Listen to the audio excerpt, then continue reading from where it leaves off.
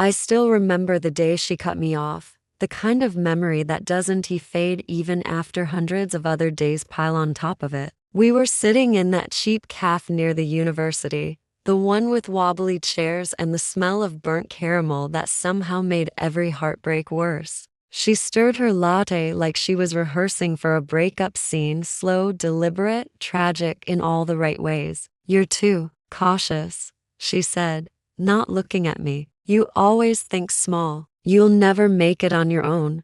Her words hit like a cold spoon against my chest, uncomfortable, not lethal. I laughed, because that's what I do when things hurt. It's a bad habit, but it makes disappointment sound like background noise. She, my best friend, the person who used to share instant noodles and late-night secrets, had just drawn a line. I watched her walk out, heels clicking like punctuation marks to a story I didn't know was ending. When the door closed, I stared at her half-empty cup. The foam still carried the imprint of her lipstick. That same shade, she said, made her feel powerful. I wished I could borrow a little of that power, just for a minute. After that day, silence became my new roommate. It followed me home, sat across the dinner table, even brushed its teeth beside me in the mirror. She'd blocked me everywhere, social media, phone, even in the shared friend groups. One day, she was my person. The next, I was an archived contact. There's a kind of betrayal that doesn't scream, it just hums quietly, like a fridge at 2 a.m. You can't escape the noise,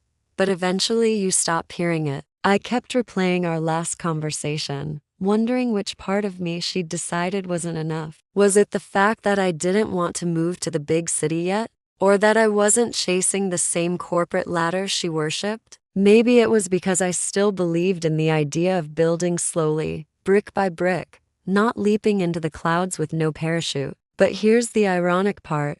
The day she left, I didn't feel angry, just hollow, like someone had taken a piece of my map and I'd have to find a new way home. I packed away everything that reminded me of her, the bracelets we made, the photo from our first presentation, the notebook with our joint plans. I sealed them in a showbox labeled "Do Not Open Yet." Spoiler alert, I didn't open it for 5 years. For weeks, I wandered through routines that felt like reruns. Wake up, pretend to be fine, drink coffee, fail at pretending. I started avoiding the cafe. Then ironically, one afternoon I passed by and saw her sitting there, laughing with someone else, her hair perfectly curled, her world seemingly intact. She saw me, our eyes met. For a second, I thought she'd smile. Instead, she looked right through me, like I was a reflection on a glass door she didn't need to open. That moment, that was the quiet switch, the one that turns sorrow into fuel. I didn't decide to get revenge that day. I just decided that the next time she looked through me, I'd make sure she saw something she couldn't ignore. And maybe, just maybe, she'd regret ever underestimating a girl with broken shoes and too much time to think. Starting from the ashes sounds poetic, until you realize ashes don't do much. They just sit there, quietly mocking you. My ashes were a small apartment above a laundromat that smelled perpetually like detergent and lost hopes. The rent was cheap because the washing machines downstairs sang lullabies all night. I got a job at a small design studio. Small meaning I was the only one who actually knew how to use Photoshop, and the boss thought Ctrl+C was black magic. The pay barely covered bills, but I told myself this was phase 1. Every underdog story needs a terrible beginning, right? The first few months were brutal. My laptop was secondhand and crashed every other day. It groaned louder than I did on Monday mornings. I ate instant noodles flavored with regret and ambition. My ceiling leaked during rainstorms, and I'd sit with a bucket beside my bed like it was some kind of emotional pet. But you know what? There was something comforting about that chaos. It was mine. No one could take it, mock it, or tell me it wasn't enough. Every night, after finishing a project, I'd whisper small promises to myself. You'll be okay. You'll be more than okay. Then I'd fall asleep to the hum of washing machines downstairs, feeling oddly cradled by the rhythm. My ex-best friend, let's call her Leela, because even villains deserve a name, was climbing fast. LinkedIn made sure I knew it. New position, marketing executive, guest speaker at XYZ Summit, proud to mentor young professionals. She was everywhere, glowing in curated success posts. Meanwhile, I was proud that I finally bought a proper frying pan. But here's the thing. No one teaches you how to handle quiet progress. The kind that happens when no one's watching, when it's just you and your stubbornness. I started freelancing on the side, small commissions, logos for local cafes, posters for student events. The first time I got paid $50 for a design, I felt like I'd just won the lottery.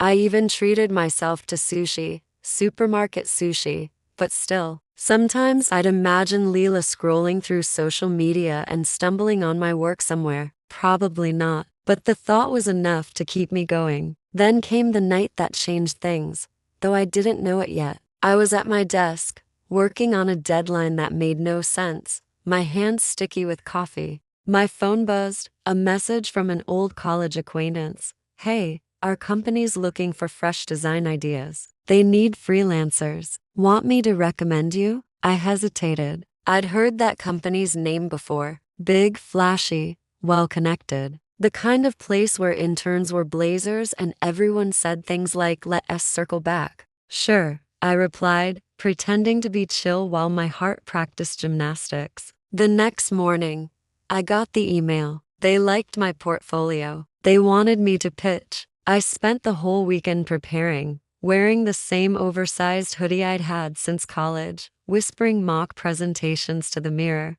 And on Monday, when I walked into their office, nervous, hopeful, underdressed, I saw a framed photo on the wall. Leela. She was one of their top marketing leads. I froze. My brain short-circuited. Of all companies in the world, of all timing, it had to be hers. I almost turned around. But then, something inside me, the same spark that survived burnt bridges and rainy ceilings, whispered, "Stay." So I stayed. I gave the pitch of my life. My voice didn't shake. My ideas didn't crumble. When I finished, the director smiled and said, "You've got something fresh. We'll be in touch." As I left the building, I passed by Leela's office. The door was slightly open. She was there, confident, radiant, typing furiously. She didn't notice me.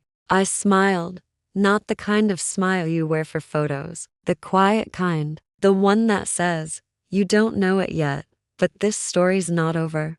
Leaving the city wasn't part of some grand plan. It was more like a slow fade out, the kind that happens when your lease expires, your job dissolves, and your soul whispers, "Maybe we need new air." So I packed what little I owned, one duffel bag, my creaky laptop, and a plant that looked like it was also giving up on life. I took the cheapest train ticket to a coastal town I'd never heard of, the kind of place where the sea smelled like rust and salt, and the only skyscrapers were the cranes by the docks. At first, I hated it. The Wi-Fi was moody, the seagulls had anger issues, and every cafe closed by 6 p.m. But then, slowly, the silence stopped feeling empty. It started feeling generous. I got a small room above a bakery. Mornings smelled like fresh bread instead of detergent. My landlord, an old lady with too many cats, gave me discounted rent because I fixed her Facebook password every week. My office became the corner table by the window, sunlight, croissants, and a stubborn freelancer trying to rebuild herself. That's where I learned the art of disappearing gracefully. Disappearing doesn't mean hiding. It means letting go of the need to be seen. I stopped checking Leela's updates, stopped comparing my still trying to her already thriving. I unfollowed everyone who made success look effortless. I even stopped introducing myself as a designer who's still figuring things out. I was just me. I started working with small independent clients, local brands, handmade products, nonprofits that paid more in gratitude than money, but every project felt real. I designed a logo for a fisherman's market, a poster for a town play, even a label for a soap maker who insisted on paying me in candles. My room smelled amazing for months. Funny thing, when you stop chasing attention, good work finds you. Slowly, my name began circulating in the right circles. A small online magazine featured one of my designs. Then another client came from a referral. Then two. The quiet town became my classroom. I learned discipline without deadlines, confidence without applause. Every night, I'd walk along the shore, watching the waves erase footprints and think, that's how I want my past to fade. But healing isn't linear. There were nights when the ghosts of what if came back, whispering her words, you'll never make it on your own. Sometimes I'd laugh out loud just to drown them out. Other times, I'd answer softly, watch me. One morning, about a year into my exile, I got an email from a client in the city, one of the small gigs I'd done before leaving. He said a bigger firm wanted to collaborate with me on a campaign. That firm? The same one I pitched to. The one where Leela worked. I stared at the screen for a long time. My tea went cold. My cat-shaped candle melted into a shapeless blob. I wasn't sure if I was ready to go back. The thought of walking those glass hallways again made my stomach knot. But another part of me, the one that had learned to rise early, to start from ashes, to disappear without resentment, whispered, maybe it's time to return. But this time, on your own terms. So I said yes. I took the train back to the city, sitting by the window with my laptop open and my reflection looking steadier than before. Outside, the world blurred, towns passing like forgotten dreams. When I arrived, the skyline didn't intimidate me anymore. It just looked smaller. I found a co-working space downtown and set up shop there. No fancy office, just a desk, Wi-Fi, and a sense of purpose sharper than any suit. My first meeting with the new team went well. They liked my ideas, my tone, even my jokes which, to be fair, were only mildly funny. A few weeks later, I got my first official project under my new studio name, Men Design. It was just me, but studio sounded professional, and maybe, just maybe, a little poetic. On the day I printed my first invoice with that logo, I realized something quietly profound. I hadn't disappeared at all. I'd just grown roots somewhere else. And when people start looking for me again, I thought, they'll find someone they don't recognize anymore, in the best way possible. Little victories don't make headlines, but they taste better than champagne. Mine came with too much caffeine and not enough sleep. I called this era big coffee cups, small miracles. The first miracle was my website finally loading without crashing. The second was getting paid on time by a client. The third, and my personal favorite, was when a stranger emailed me just to say, your work makes me feel something. I printed that email out and stuck it to the wall, right above my monitor, next to a sticky note that read, keep going, idiot. My daily routine turned into a quiet ritual. Mornings began with the bakery's bell ringing downstairs, the smell of cinnamon sugar wafting up like applause. I'd brew my coffee black, because milk was a luxury, and sit by the window to check emails. Most days were ordinary. Some days, extraordinary in tiny ways. Every few weeks, I took the bus to the city for meetings. Each time, I'd notice how different it felt to arrive without fear. I wasn't the underdog begging for a chance anymore. I was the one bringing ideas people actually wanted. The thought made me grin like an idiot every time the bus rolled past the skyline. But here's the funny thing about success. It doesn't announce itself with trumpets. It sneaks up on you one invoice, one compliment, one late-night breakthrough at a time. One morning, as I was sketching a new campaign idea, I got an unexpected call. Hi, this is Morgan from Betrayal. We were referred to you by our partners. We're looking for a creative consultant for a regional campaign. I froze. Betrayal, a massive client. The kind of company that could put Men Design on the map. I tried to sound calm, professional. Inside, my brain was screaming, don't say something stupid. Don't say something stupid. After a few emails and an absurd amount of overthinking, the deal was sealed. Just like that.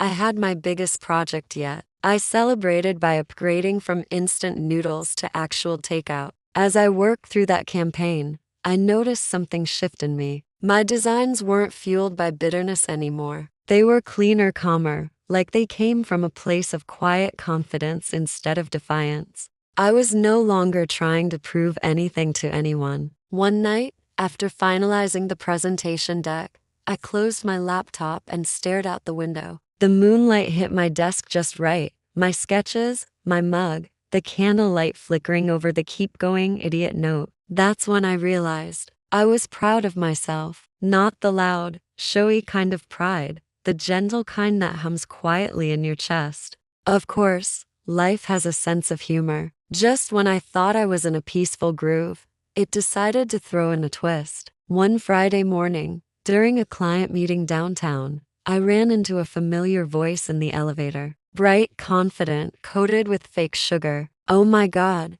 is that you, Leela?" Her hair was perfect as usual. She was holding a designer tote bag that probably cost more than my month's rent. I swear, even the elevator music paused out of respect. She smiled, the kind of smile that says, "I'm surprised you're still alive." "I didn't know you were still doing design," she said lightly. "That's cute." I wanted to say a dozen witty comebacks, but all I managed was a calm, "Yeah, it's been going really well." She blinked. Maybe she wasn't expecting calm. Maybe she wanted drama. I just smiled, stepped off the elevator, and left her staring at my back. That was the first time I realized real success isn't about being above anyone. It's about being unbothered.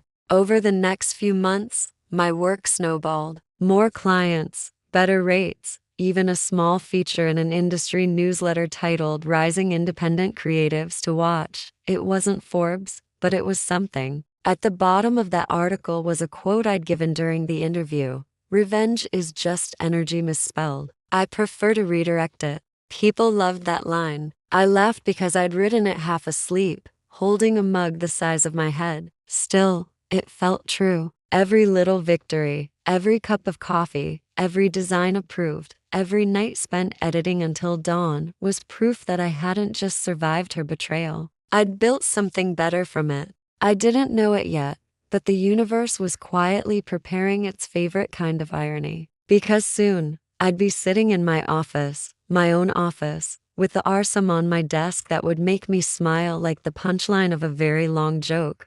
When success finally knocked on my door, it didn't come with confetti or a motivational soundtrack. It came as a late-night email that nearly got buried in my spam folder. Subject line: partnership opportunity. I almost deleted it. Then I saw the sender, a brand I'd admired for years. They wanted men designed to lead a national campaign. My sleepy brain jolted awake faster than caffeine ever could. I sat there at 2:07 a.m., the glow of the laptop painting my face in ghostly blue light, rereading the email like a love letter I didn't quite believe. "We've followed your work. We'd love to collaborate." It felt surreal. Me, the girl with the leaky ceiling and bucket buddy, now had a chance to lead a major project. The next few weeks were a blur of meetings, mock-ups, and mild meltdowns.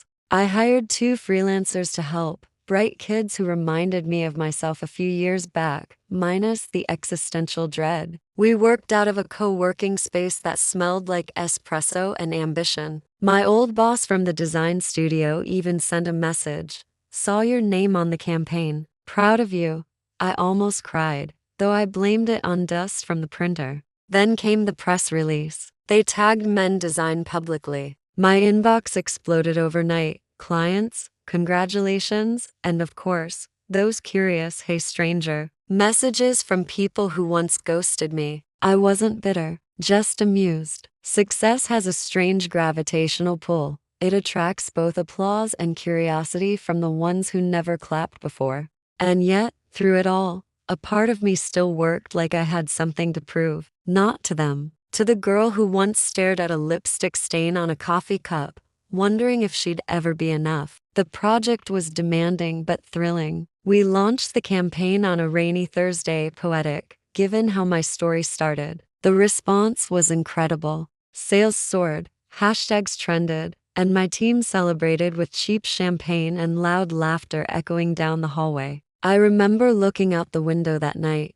the city lights blinking like pixels, and feeling something I hadn't in years: peace. That peace lasted about 2 days. On Monday morning, My assistant dropped a pile of mail on my desk. Among the invoices and partnership proposals was a small envelope from an unknown sender. Inside was a handwritten note. "Hey, I'm job hunting again. Hope you're well, Leela." I stared at the handwriting, the same looping letters I used to recognize instantly. She hadn't changed her style, not even her pretentious way of signing with a long dash. I laughed out loud, the kind of laugh that startles you because it comes from deep inside. Of all people, of all places. I placed the note on my desk, next to my coffee mug, and whispered, well, life really does have a sense of humor. The next day, my HR manager pinged me on Slack. "We've got a new applicant for the marketing director position. Impressive RSUM. You might want to take a look." I clicked the file, and there it was.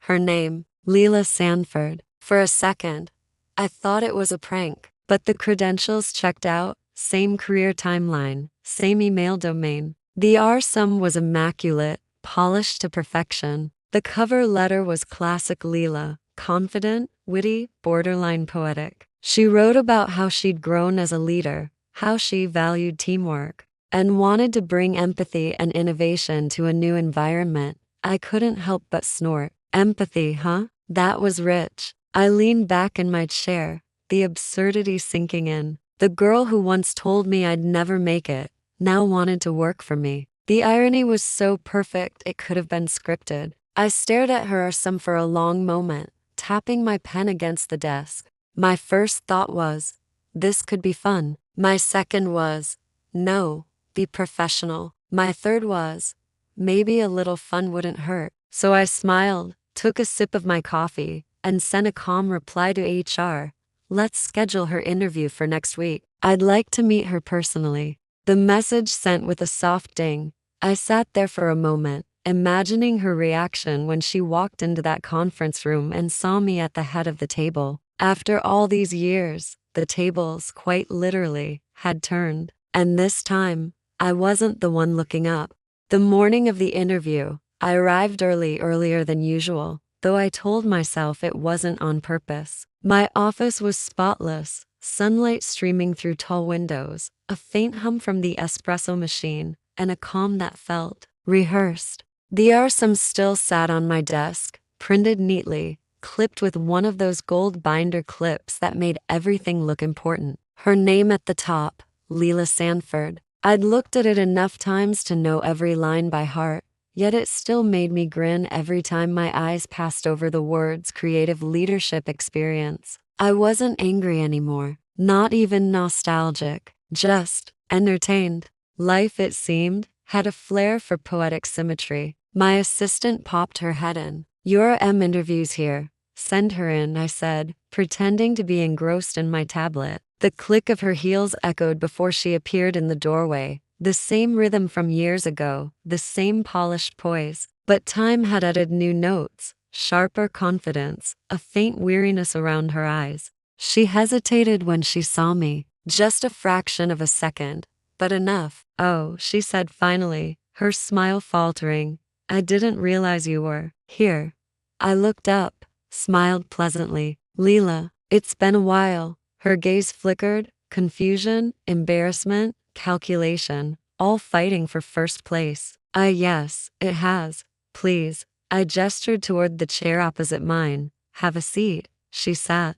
I could almost hear her pride creak as she adjusted her posture. We exchanged small talk first, the polite, sterile kind reserved for job interviews and awkward family dinners. She talked about her career transitions, her new approach to team-driven marketing, and her commitment to collaboration. It was a solid performance. If I hadn't known her, I might have been impressed. I let her speak, watching the way her hands moved, always expressive, always sure of their place. Once upon a time, I'd admired that confidence. Now, I could see the cracks behind it. When she finished her practice speech, I leaned forward slightly. "Tell me," I said, keeping my tone soft, "what made you apply here?" There it was, the briefest flicker of discomfort. "Well, I've always admired Men Design's work," she began. "Your recent campaign with Vetra Corp was inspiring. I wanted to be part of something that truly values creativity. I nodded, smiling faintly. That's good to hear. I remember when I started out, some people told me I'd never make it on my own. She froze. The air shifted. Even the espresso machine seemed to pause mid-whir. I suppose, I continued gently. It's funny how things turn out. Her smile returned, stiff, practiced. Life does surprise us. I could have twisted the knife then. I could have asked her about the calf, about her old words, about what it felt like to see me on the other side of the table. But I didn't. Instead, I closed the folder on her RSM and said, "We'll be in touch soon." The meeting ended quietly. She thanked me twice and left with a nod to polite to be comfortable. When the door closed, I exhaled slowly, like I'd been holding my breath for years. The office felt lighter. My reflection in the window looked calmer, older, steadier. I didn't feel victorious, just free. Later that afternoon, my HR manager knocked. "What do you think? Should we move forward with her?" I looked at the folder one last time. "No," I said softly, sliding it aside. "She's not the right fit." The manager nodded, no questions asked, and left. I spent the rest of the day working on a new concept, a personal project. It wasn't for clients, wasn't for show, just something for myself. The tagline I scribbled at the bottom of my sketchbook read, "Some doors close themselves, others, you get to close quietly." That night, I walked home instead of taking a cab. The city air was thick with rain and the smell of asphalt, nostalgic, but no longer heavy. I stopped by the same cafe from years ago, the one where everything had ended. It had changed, new owner, new decor, but the table near the window was still there. I sat down, ordered a latte, and smiled at the thought of how far I'd come. I pulled out my phone and checked my email, a new inquiry waiting. A publisher wanted to feature men design in a book about independent creators. I laughed quietly to myself, stirring the foam. Maybe success didn't knock after all. Maybe it just waited outside until you were ready to open the door. It was a week later when the RSM reappeared on my desk. Not metaphorically, literally. Someone from HR had misplaced it, then rediscovered it in the pile of pending reviews. It landed right in front of me again, perfectly centered, as if fate had a sense of comedic timing. I laughed under my breath. "You again."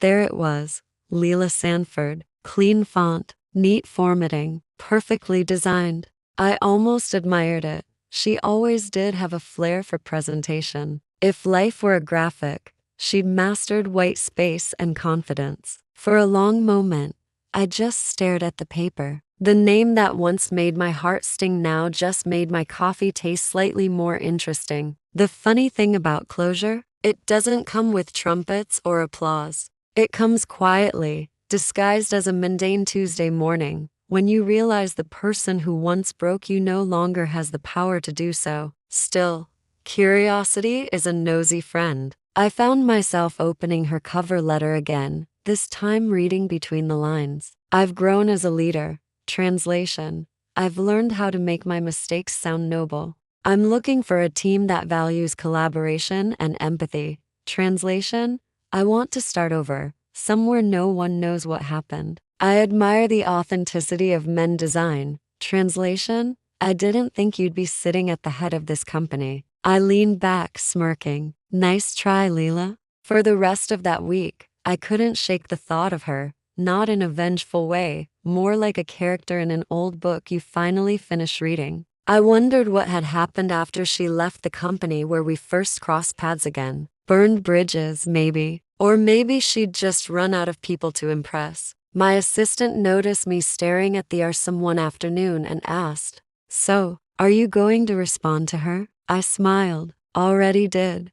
"What did you say?" "That we've decided to go with another candidate. But thank you for your interest." "Polite," she said. "Professional," I corrected. Then, after a pause, added, "and a little poetic." Later that evening, as the office emptied, I found myself alone, with the soft hum of the air conditioner and the city lights flickering outside. I picked up her RSM again, not out of bitterness, but as a kind of ceremony. Then, slowly, I folded it in half, then again. The sound was crisp, satisfying. I slipped it into the bottom drawer of my desk, not the trash, but not the top either. Somewhere between forgotten and forgiven, a message pinged on my laptop. It was from the same HR manager. She emailed again, just wanted to thank you for the opportunity, and said she respects your work. Respect. There was a word I never thought I'd hear from her. I typed back, no reply necessary.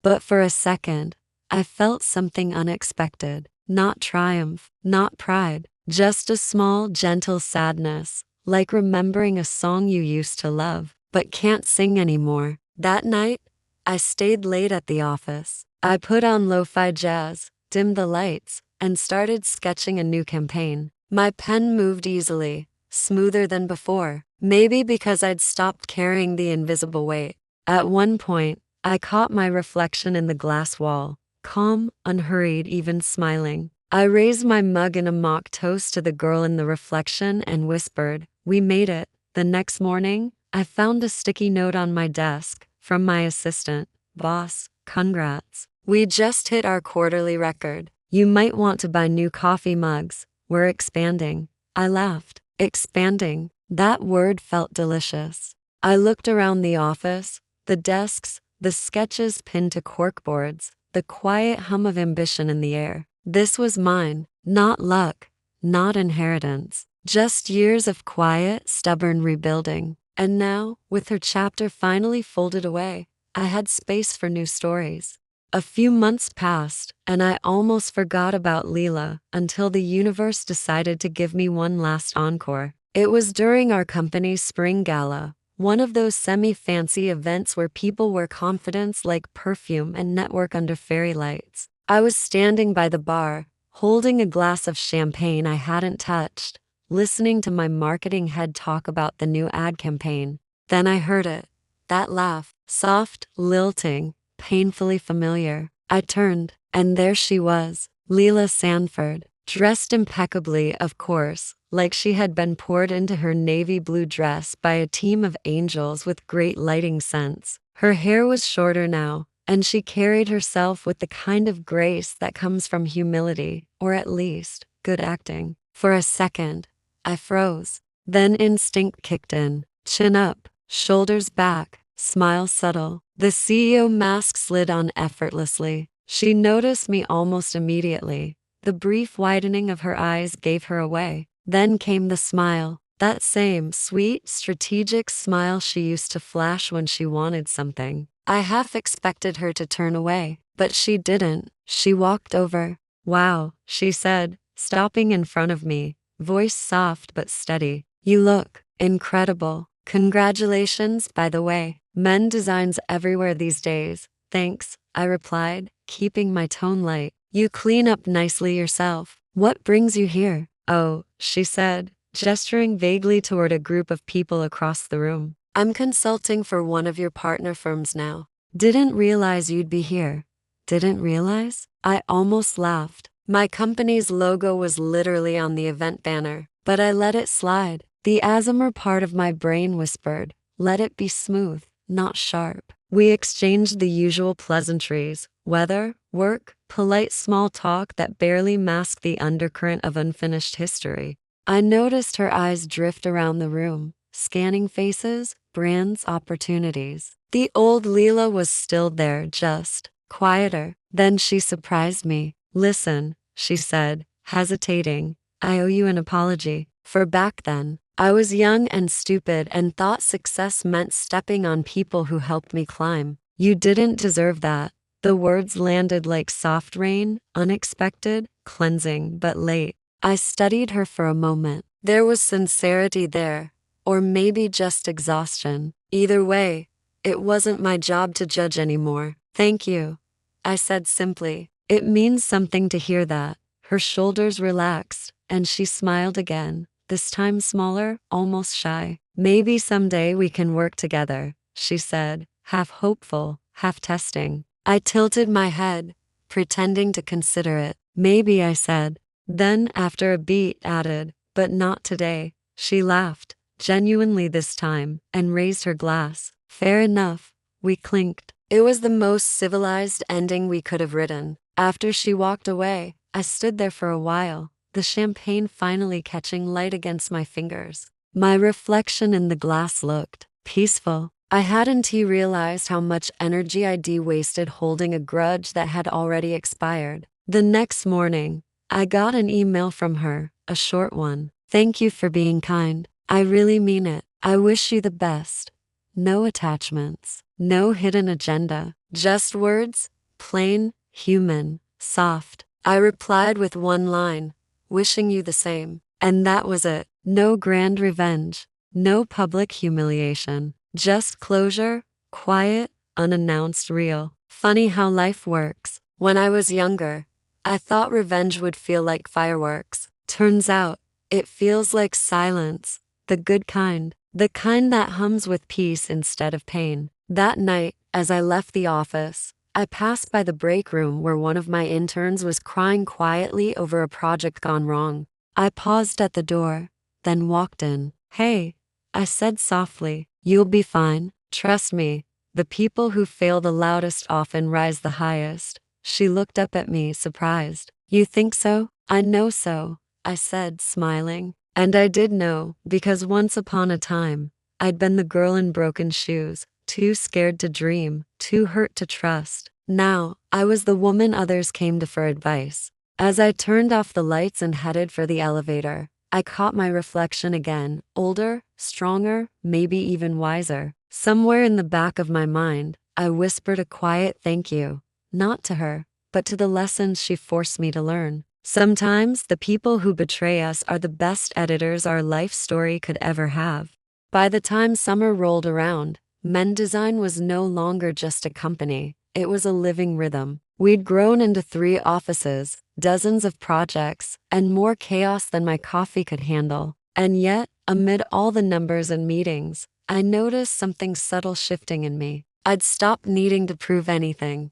Success had become less of a shout and more of a hum, steady, warm, self-sustaining. The Leela chapter had faded into a soft echo in my memory, until one random Thursday, her name popped up again. This time, not in my inbox, on LinkedIn. A post from her had gone mildly viral. 5 lessons I learned after losing myself. Curiosity got the better of me. I clicked. She'd written about burnout, betrayal, and rebuilding, not once naming names, but the metaphors were sharp enough that I recognized the scenery. One line stood out. "Sometimes, the friend you lost is also the teacher who saved you." I sat back, exhaled, and smiled. Maybe she'd really changed. Or maybe she was just good at content marketing. Either way, I didn't feel anger, just a quiet respect for how life had looped back on itself. Later that day, I mentioned it to my assistant, who raised an eyebrow. "You think she's trying to get your attention again?" I laughed. "If she is, she's gonna need better SEO." We both cracked up. I love moments like that, when the weight of old stories turns into punchlines instead of pain. A few weeks later, I got invited to speak at a leadership summit. Topic: Resilience in Modern Entrepreneurship. I accepted, mostly because the title sounded like something I'd say after 2 espressos. But when I looked at the speaker list, my eyes stopped at the bottom. Panelist: Leela Sanford, personal branding consultant. The universe had jokes. When the day came, I was calm, almost too calm. The event was in one of those glass-walled hotels where everything smelled like ambition and lemon polish. I spotted her backstage flipping through her notes. She looked confident, collected, professional. Our eyes met. We both smiled. Not awkwardly, just knowingly, like 2 people who'd outgrown the need for dramatics. On stage, we ended up seated side by side. When the moderator asked about the hardest lessons learned in leadership, I let her go first. She talked about empathy, accountability,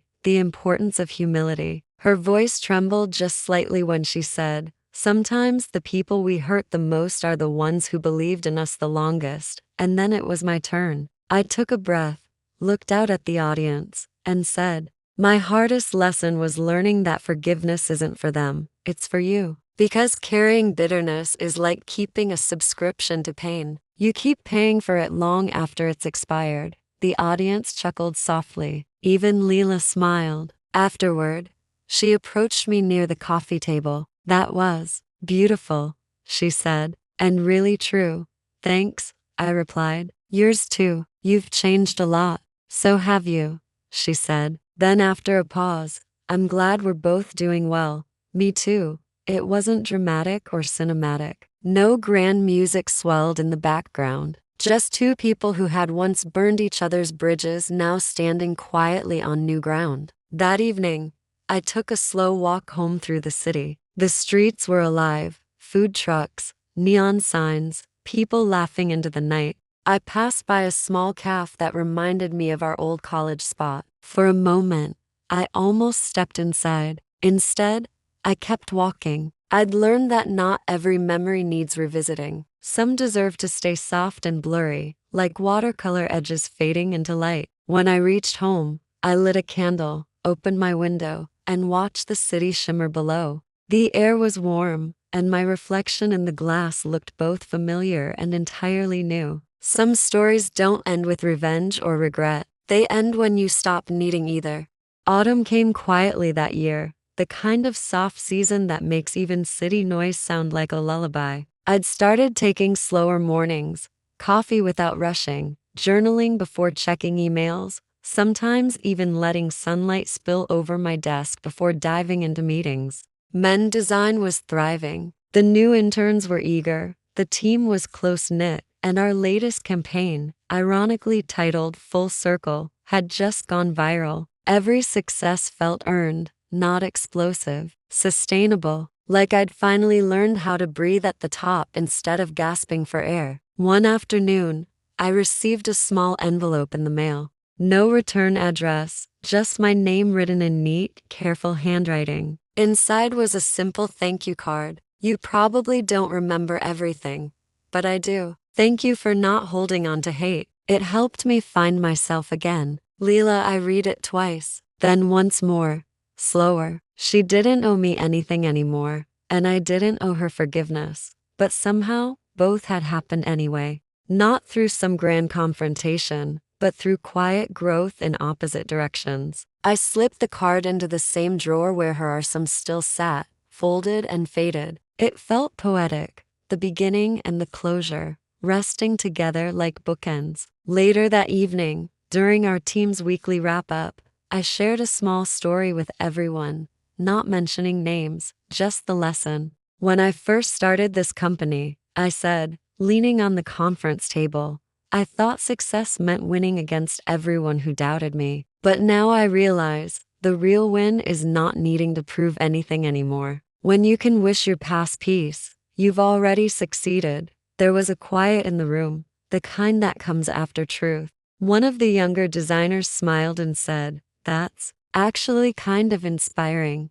I grinned. Careful, I might start charging for motivational speeches. They laughed, the kind of laughter that ripples easily through people who trust each other. And just like that, the moment lightened again. After everyone left, I lingered by the window. The office was bathed in amber light. My reflection floated faintly against the skyline, calm, content, no longer haunted by any ghosts. For the first time in years, I realized I didn't just build a company. I rebuilt me. And maybe, just maybe, the story wasn't about betrayal or revenge at all. Maybe it was about redemption. Hers, mine, ours. Because somewhere between the broken shoes and the executive desk, between the sting of loss and the sweetness of forgiveness, I'd found something stronger than revenge. Peace. A soft, earned, effortless peace. The night is quiet now. The office lights have dimmed, and the city outside hums like a faraway lullaby.